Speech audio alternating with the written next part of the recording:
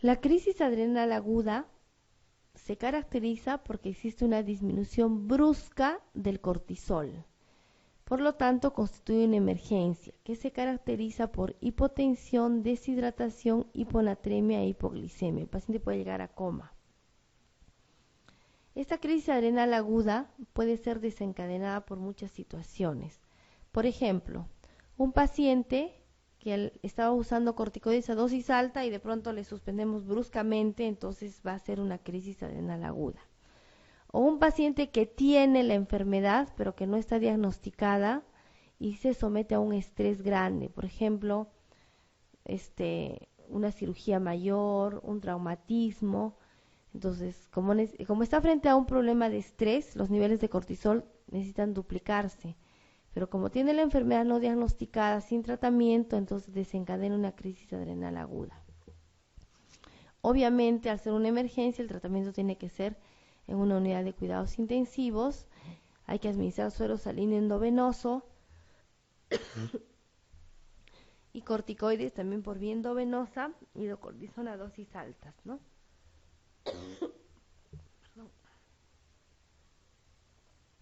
Una vez resuelta la crisis,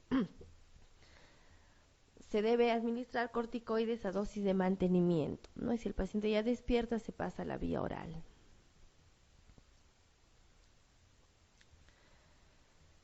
A ver, pregunta 31. ¿Cuál de los siguientes datos analíticos de la sangre es característico tanto de insuficiencia adrenal aguda de origen adrenal como de insuficiencia adrenal aguda de origen hipotálamo hipofisario? La elevación del ACTH solamente se da en la insuficiencia suprarrenal primaria o secundaria. Solamente se da en la primaria porque en la secundaria está disminuido. La hipopotasemia se da en la primaria, en la secundaria habrá hipopotasemia. Ahora vamos a ver. Hiperglicemia. La hiperglicemia no se da nunca. La hiponatremia.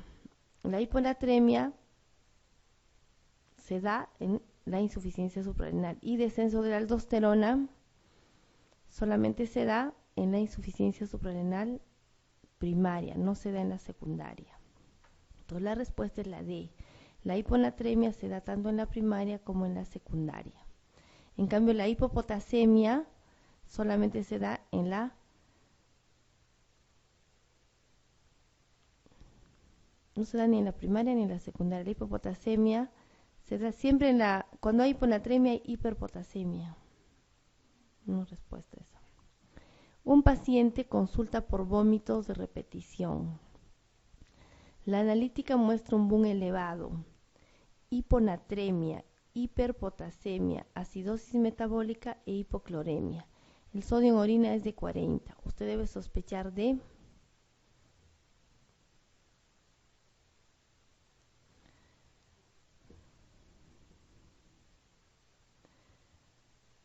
entonces la hiponatremia y la hiperpotasemia nos está hablando de que hay una alteración a nivel de la aldosterona. Y el sodio se está perdiendo por orina. Entonces, esto estamos frente a una alteración, una insuficiencia suprarrenal. El tratamiento de la insuficiencia suprarrenal secundaria incluye hidrocortisona, fludrocortisona, sales de potasio, dieta sin sal, resinas de intercambio catiónico. Solamente hidrocortisona.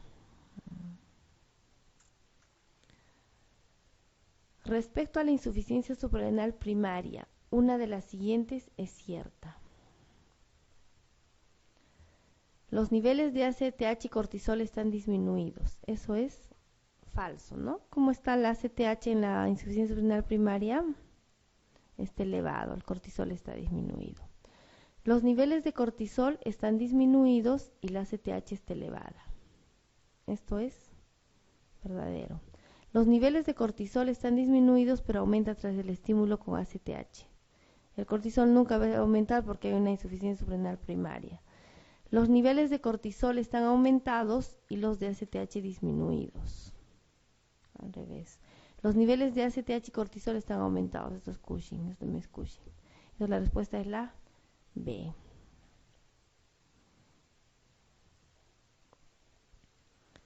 Todas las siguientes son características de la insuficiencia suprarrenal, salvo una: astenia y anorexia, náuseas y vómitos, hipopotasemia, hipoglicemia, hipotensión. Hipopotasemia. En la insuficiencia suprarrenal hay hiperpotasemia, sobre todo en la primaria, ¿no?, que está asociada a deficiencia de aldosterona.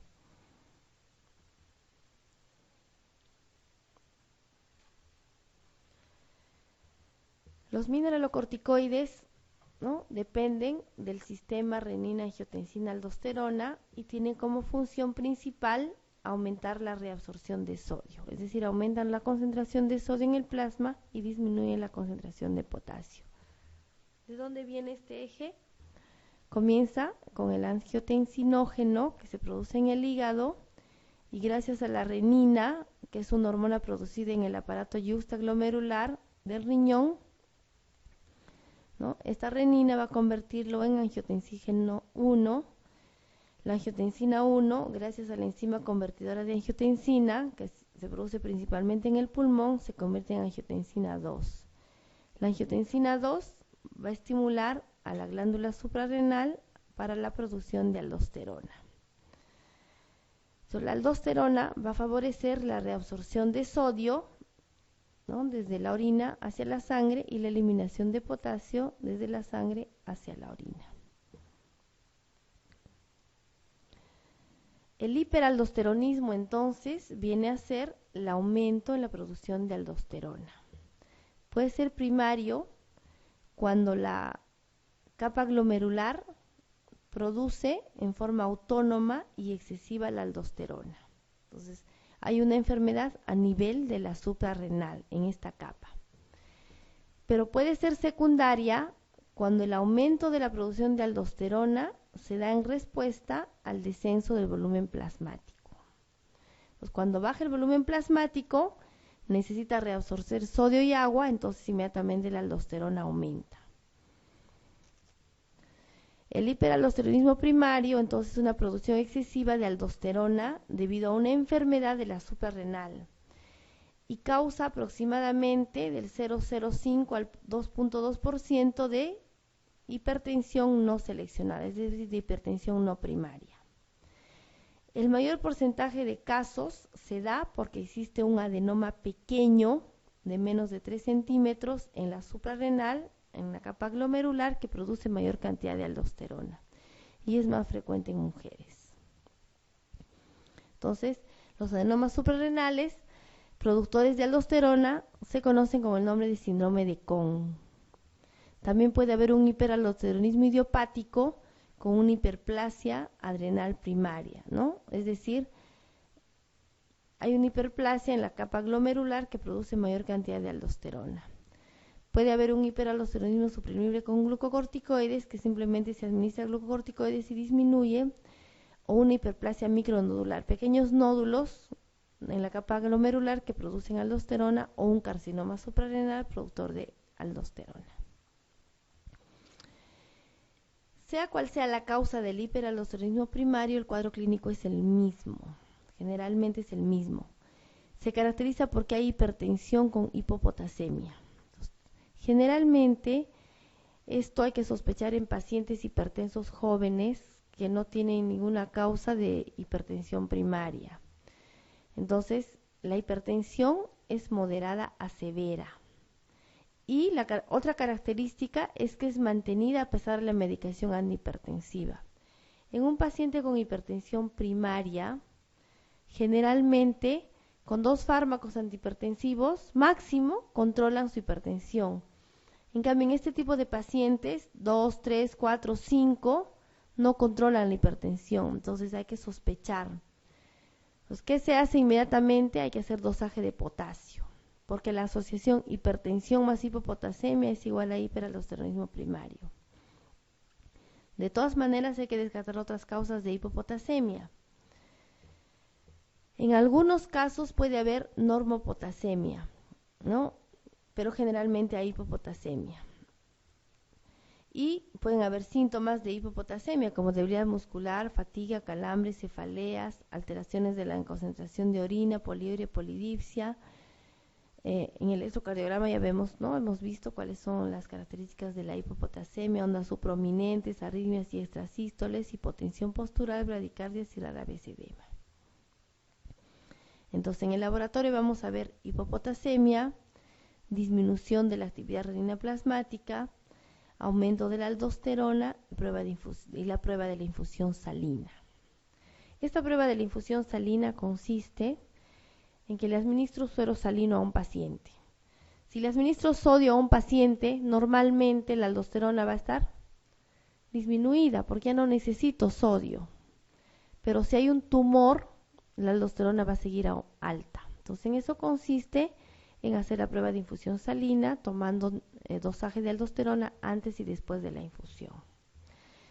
Y está recomendado hacer las imágenes para ver si existe el tumor, ¿no?, en la suprarrenal, ¿no?, para descartar el síndrome de Cohn, que es la principal causa de hiperaldosteronismo primario.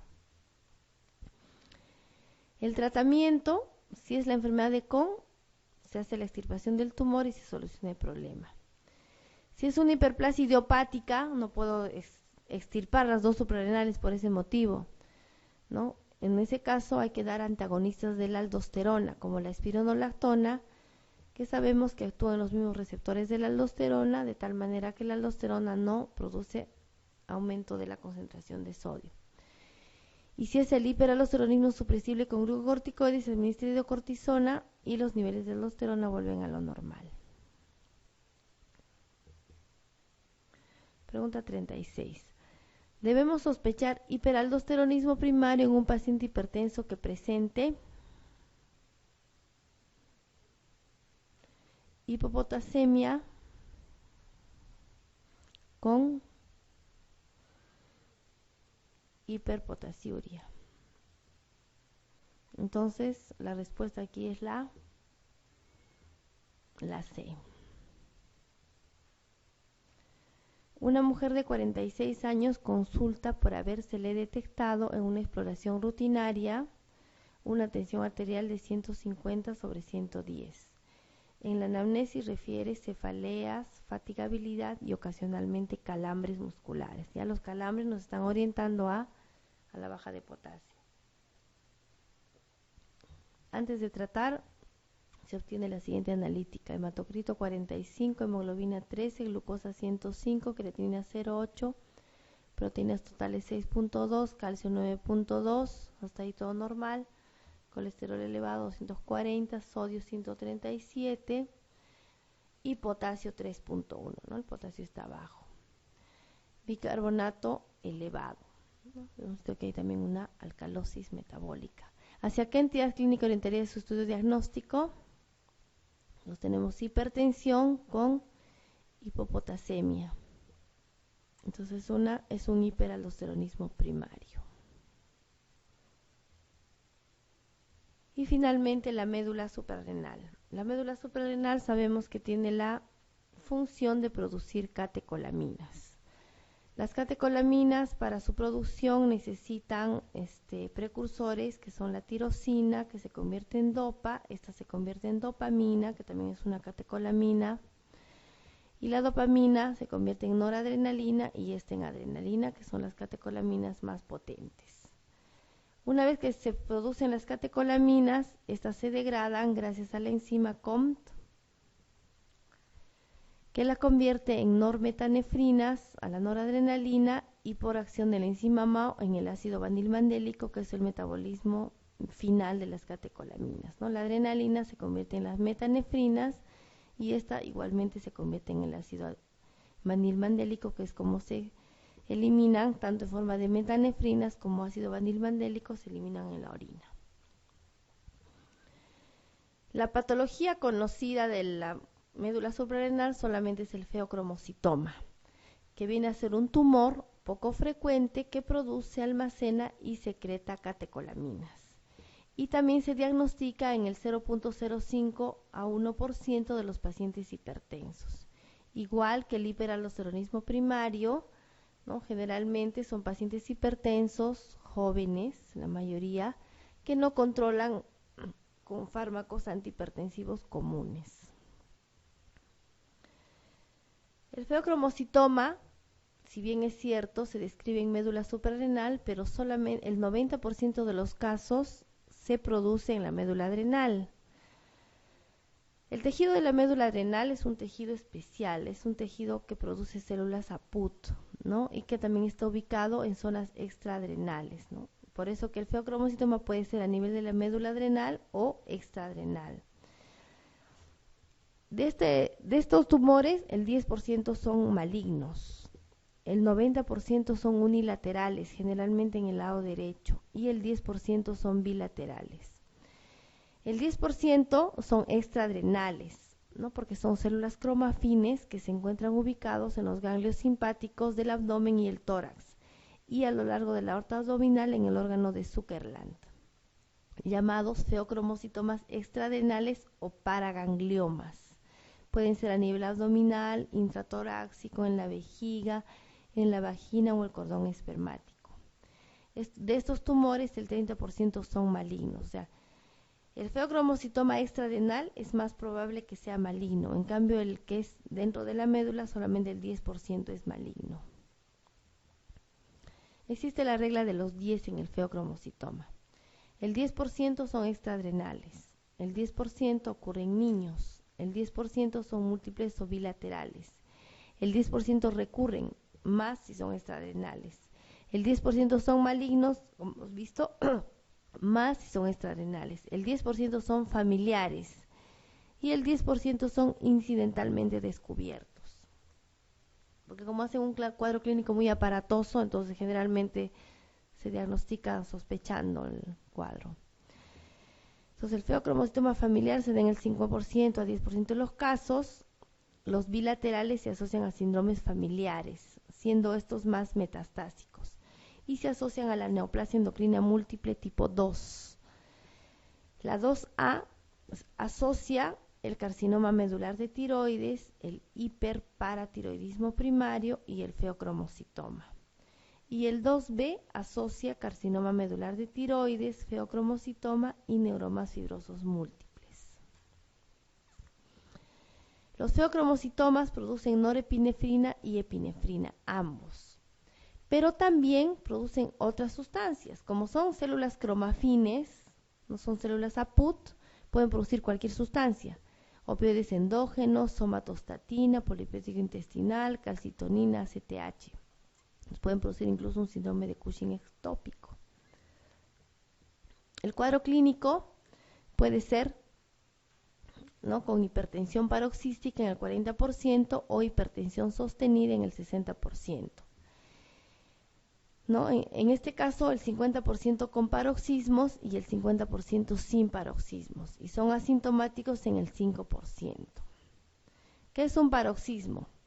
Se caracteriza porque el paciente súbitamente tiene cefalea pulsátil, palpitaciones, diaforesis, ansiedad, temblor, palidez o enrojecimiento, dolor abdominal o torácico, náuseas y vómitos.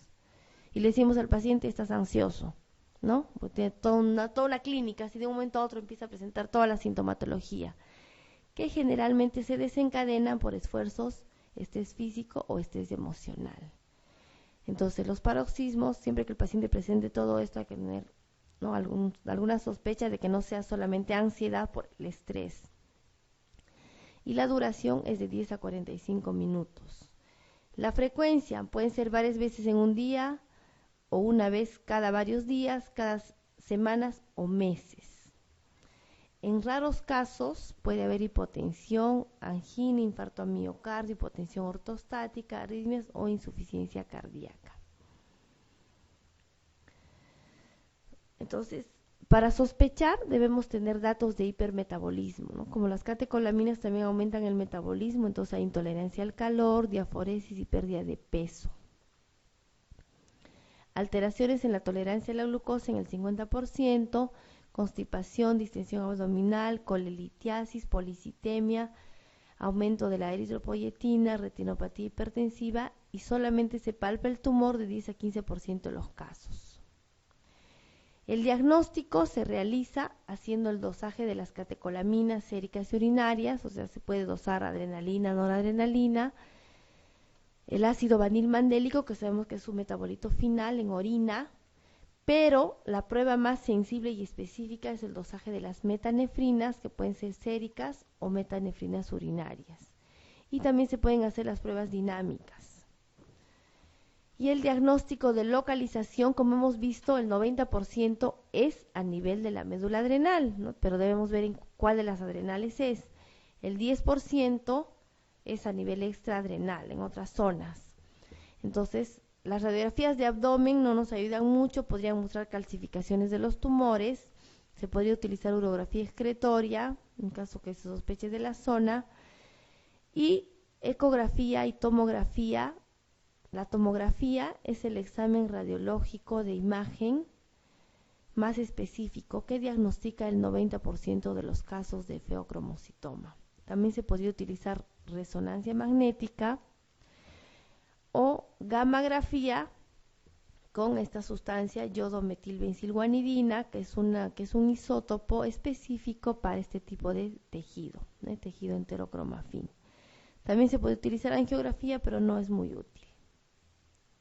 Entonces aquí tenemos, ¿no?, una tomografía donde nos muestra un adenoma en la suprarrenal y un feocromocitoma. Como ustedes ven, la densidad es diferente. Entonces la densidad del feocromocitoma es diferente a un adenoma común de la suprarrenal. ¿Cuál es el tratamiento? Siempre la cirugía. Como es un tumor hay que extirparlo. Pero como se trata de un paciente hipertenso no controlado, se recomienda siempre hacer la preparación preoperatoria. Generalmente se recomienda administrar estos fármacos o este tratamiento durante una semana previa a la cirugía. El bloqueo alfa y beta adrenérgico con algunos fármacos como la fenoxibenzamida, que es un antihipertensivo muy útil en este caso, reemplazo adecuado de volumen, vigilancia del hematocrito, esto ya durante la cirugía, porque es un tumor muy sangrante y como está cerca de la aorta abdominal, entonces hay que tener mucho cuidado. Con un anestesiólogo experto que sepa manejar crisis hipertensivas, porque cuando se saca el tumor se puede liberar gran cantidad de catecolaminas, se puede subir mucho la presión arterial. A veces incluso llaman a un cardiólogo que tiene que estar presente durante la cirugía. E inmediatamente hay que sustituir los corticosteroides durante y después de la cirugía, porque también se puede manipular a la corteza suprarrenal. Pregunta 38. Una mujer de 41 años con obesidad troncular, hipertensión e intolerancia a la glucosa presenta una excreción urinaria de cortisol sérico a dosis elevadas de dexametasona y ACTH sérico no detectable. La prueba de la localización de esta lesión más adecuada es, entonces, clínicamente tiene obesidad central, hipertensión e intolerancia a la glucosa, cortisol urinario libre elevado. Diagnóstico hasta acá es un síndrome de Cushing, ¿no? Y el ACTH sérico es no detectable. ¿Dónde estaría ubicado la causa del síndrome de Cushing? ¿En suprarrenales, hipófisis o ectópico? Hasta acá, ¿no? ¿Cuál sería el diagnóstico hasta acá?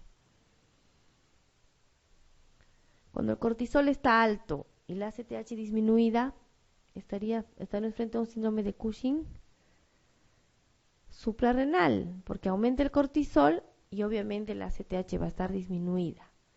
Entonces, para esto tengo que hacer, ¿qué examen? Una tomografía abdominal para ubicar el tumor en cuál de las suprarrenales es el problema. Una paciente con aspecto cushinoide presenta niveles mínimos de ACTH. Igualmente, ACTH baja, cortisol sérico y cortisol libre urinario elevados, sin descenso de estos últimos tras administración de 0,5 miligramos cada 6 horas ni de 2 miligramos cada 6 horas de dexametasona. Entre los siguientes, ¿cuál es el diagnóstico más probable? Igualmente, disminución de ACTH y cortisol sérico elevado, estamos frente a un adenoma adrenal. En la preparación preoperatoria de un paciente que está empleando fenoxibenzamida, la patología que presenta es... Entonces, la fenoxibenzamida, como les he mencionado, es un fármaco antihipertensivo, ¿no?, con bloqueo alfa. Entonces, se utiliza como preparación preoperatoria en el feocromocitoma. La hormona producida de forma preferente por los feocromocitomas extradenales es la... Producen tanto adrenalina como noradrenalina, pero los extradenales producen con mayor frecuencia noradrenalina. Respecto al feocromocitoma, indique la alternativa correcta. Todos los pacientes presentan siempre hipertensión. Falso. Algunos presentan incluso hipotensión paradójica. La hipertensión puede alternar con hipotensión. Las crisis hipertensivas se producen solo en feocromocitomas malignos. Esto es falso. En cualquiera de los feocromocitomas puede haber crisis hipertensiva. Las crisis hipertensivas nunca se producen en los feocromocitomas malignos. También es falso. La hipertensión mantenida es rara. La hipertensión mantenida es más o menos en el 50-60%. La respuesta es la B. La hipertensión puede alternar con hipotensión. Eso es verdadero. Todos los siguientes factores pueden desencadenar crisis hipertensivas en feocromocitomas, salvo el estrés, los anestésicos, la nicotina y el alcohol. La respuesta es hiperventilación, que está mal. En el diagnóstico de feocromocitoma, las catecolaminas plasmáticas siempre están elevadas. Las catecolaminas libres y metanefrinas en orina están elevadas. Es siempre necesario realizar el test de provocación. El ácido vanilmandélico en orina está disminuido. Se debe confirmar el diagnóstico con aspiración percutánea con aguja fina.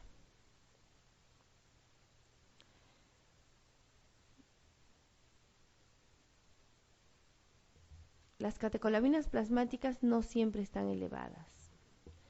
En cambio, las catecolaminas libres y metanefrinas en orina están elevadas. El diagnóstico se hace en base a estas pruebas. En hipertensos con sospecha clínica de feocromocitoma, ¿cuál de los siguientes grupos de hipotensores está contraindicado en el tratamiento inicial del paciente?